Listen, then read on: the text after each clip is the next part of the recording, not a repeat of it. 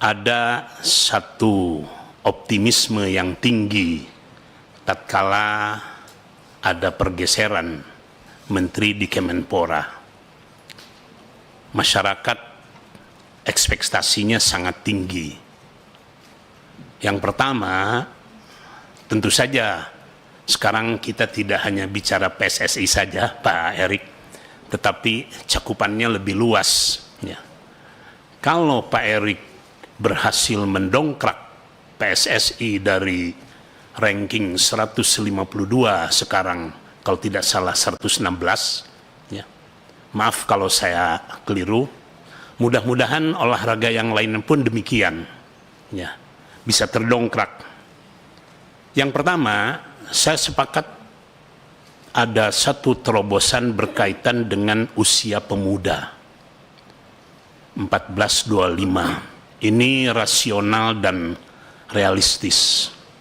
Tatkala saya hadir di forum-forum organisasi pemuda, pengurus-pengurusnya rata-rata termuda 30, yang paling tua sampai 48 tahun. Ya. Ada kalanya pengurus sudah punya cucu masih disebut pemuda. Ini kan lucu. Ya. Jadi 14 sampai 25. Nah, kemudian ada satu statement yang disampaikan oleh Pak Menteri, tidak ada bedanya. Kalau saya menuntut Pak Menteri, perlu ada yang beda. Beda dari sisi program, beda dari sisi pengelolaan, mengorganize, beda dari sisi target. Ya. Saya yakin Pak Erik mampu untuk melakukan itu semua. Ya. Jadi itu mungkin statement karena sifat tawaduknya, sifat rendah hatinya, sifat humble-nya Pak Menteri. Tetapi itu mudah-mudahan tidak menjadi sebuah titik tolak. Nah, berkaitan dengan pemuda, kenapa hanya dipersempit ke program pramuka saja? Sementara pemuda kita saat ini sangat memerlukan yang namanya perhatian dan perawatan khusus. Ya. Jadi kalau kita berbicara dengan para pendidik, pemuda sekarang ini sudah di bawah toleransi kita. Ya. Dan sampai hari ini kita belum menemukan satu solusi yang pas, satu solusi yang efektif. Pada pertemuan berikutnya, saya ingin mendengar langsung DBON, Desain Besar Olahraga Nasional. Ini mungkin yang akan menjadi titik tolak Pak Menteri, karena yang pertama, kita sekarang ini krisis pelatih-pelatih tingkat nasional. Ya. Bulu tangkis pernah memiliki seorang Tahir Jide yang dengan sangat ilmiah, karena beliau dari UPI, ya, berhasil melahirkan beberapa pemain-pemain tingkat internasional, ya, Christian Hadinata, Iis Sumirat, ya, dan lain-lain dan lain-lain. Ya. Tenis waktu itu melahirkan Yustejo, kemudian Lita Sugiarto, Yayuk Basuki. Itu di belakang mereka punya pelatih-pelatih yang sangat keras. Saya sangat sepakat dengan statement Lim Swee King bahwa pelatnas bulu tangkis sekarang ini kurang keras, ya, terlalu lembek. Ya. Tadi kawan kita Bung Once menyampaikan tenis meja misalnya.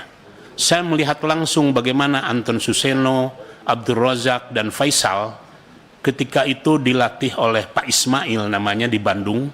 Ya. Itu sehari sampai 6 jam. Ya.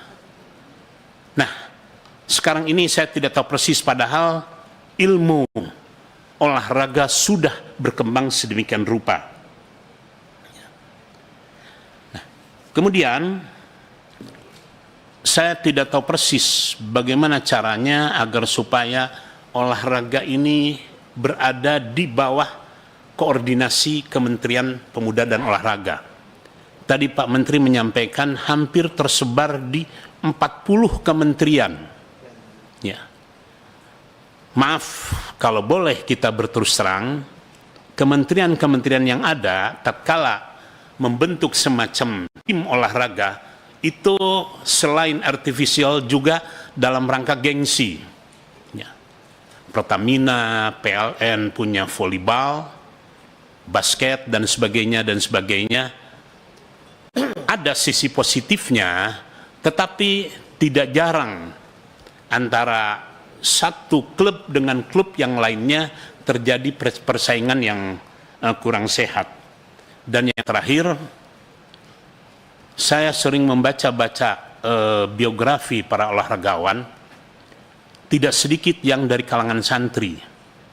Misalnya Alwi Kobra yang esport, dia itu hafal 30 juz Al-Quran. Hafidh beliau. Ya. Alwi Kobra, Witan Sulaiman, kemudian Asnawi Mangku Alam, Evan Dimas, itu direkrut tatkala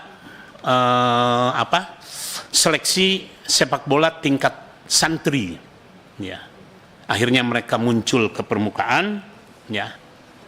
Nah, mudah-mudahan ini mungkin bisa digarap lebih jauh, dan untuk pesantren tatkala ada yang namanya ajang lomba-lomba, itu untuk mereka seakan-akan sebagai forum refreshing. Dan yang terakhir, mudah-mudahan cabang olahraga yang lain bisa muncul.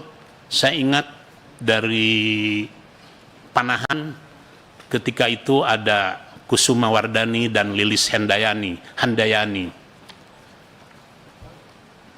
Pemanah-pemanah Korea ketika itu di bawah kita. Ya. Dan tahun 70, 80, 90, atlet perempuan dan atlet laki-laki sangat seimbang. Sekarang ini nampaknya lebih didominasi oleh atlet-atlet laki-laki. Untuk sementara itu, dan ada yang terakhir sekali, dulu di zaman peralihan Bung Karno ke Pak Harto, ada salah satu menteri olahraga yang namanya Pak Maladi. Pak Maladi ini punya 3 anak, tiga-tiganya atlet. Ada yang atlet tenis meja, kalau tidak salah Beatrix Peters.